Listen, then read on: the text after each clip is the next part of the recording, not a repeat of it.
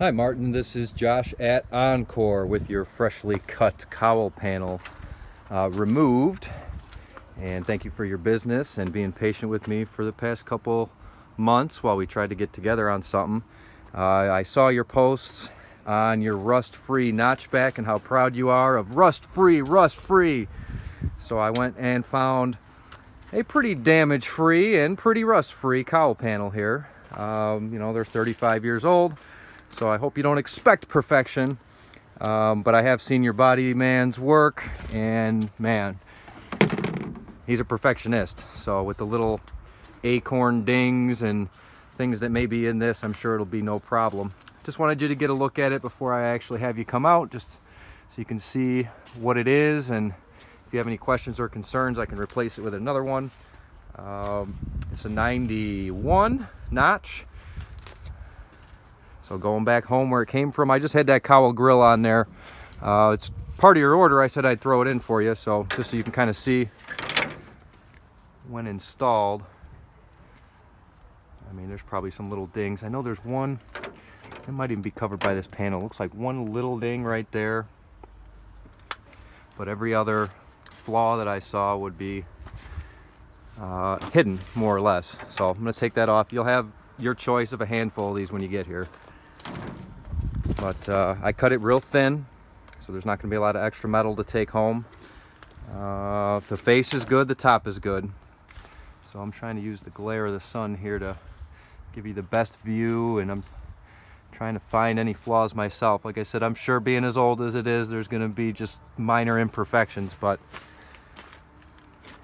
I really only see just one little ding right there. I don't even know if it's showing on the camera, but let me get it out.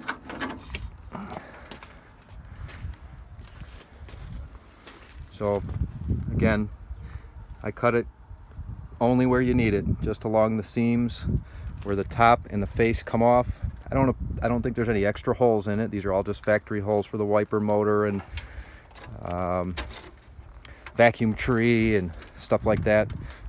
I don't even know what engine you're putting in it. If it's not 5 liter, most of that's not going to matter anyway. But getting on the back side here, so like I said, rust free. I mean, I see rust dripping out of some of these bolt holes, and a little bit of scale just, where the primer is thin underneath this thing from the factory. But I mean, I don't think you're asking for more than this. I don't know what you'd find, any better. I make sure to always look along the windshield area, because they do, for some reason, probably from all the water that collects there and stuff, they do sometimes get a little blistery in there. But you went top shelf, so I'm making sure that it's not anything that is going to give you any issues. It's caught on my shirt right now. So I'll put it back this way so we can take a quick look. Right in this area here is where sometimes it'll get a little blistery with rust. Obviously with the glue still on here, I can't see 100%, but with the way the rest of the car is, other than the strut towers were bad, I mean, there really wasn't a lot of rust. I've saved some rocker pieces and stuff from it for other customers. So it's a good metal car as far as all that goes. I just want to get you a look at it. Now, using the sun in reverse, we'll take another look at the top panel.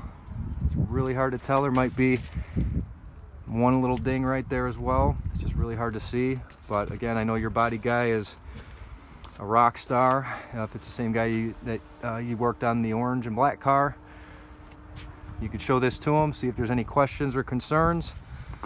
But if not, I plan on seeing you at the day that we agreed, at the time that we agreed, and I'll be giving you that little mini tour that we talked about.